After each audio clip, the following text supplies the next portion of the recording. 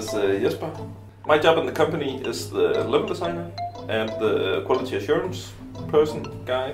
So I build the levels, figure out the flow, and test them on people and see their reaction and make sure that they sort of live up to what we expected.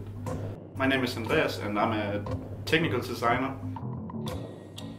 Where Jesper's building like the structure of the levels, I'm probably more building like the more elaborate systems inside the levels, like the cutscenes and the enemy encounters and some of the more elaborate puzzles and so on. And then there's also like the programming part, where I also help some of the small programming tasks.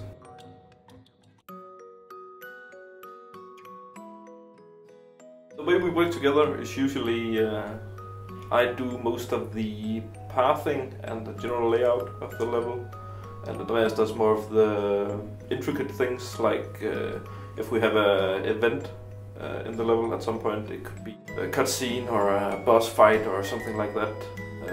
We'll talk about what should that entail and what sort of result we would like from that.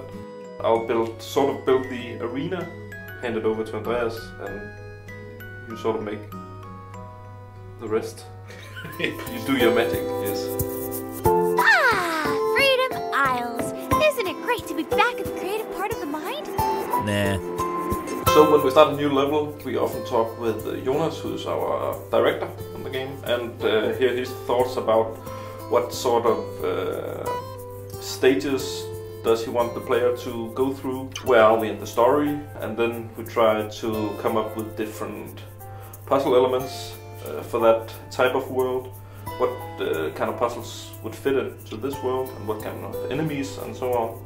When designing puzzles and so on, what we usually do is make a new scene and then try and make as many different puzzles inside that new scene. We usually have around 10 or 15 puzzles or so that everybody in the company is free to make, and then we sort of go through them and see which one are easier, which one are harder, which one should come first, which one should come last. Which are fun. Yeah, is the flow alright? How would the player react to this? Make sure that if we introduce a new puzzle, we start out pretty easy and then ramp from there, so it's not too overwhelming. And always keeping the combat in context with what happened before. So in the first part of the game, the combat is easier than it is in the last part of the game. It's all about the layout and the flow of the game and the puzzles and so on first, and then we sort of hand it over to the artist.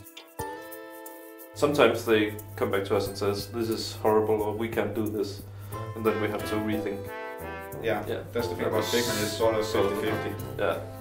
If it's gameplay first or art first, we don't really know. Yeah.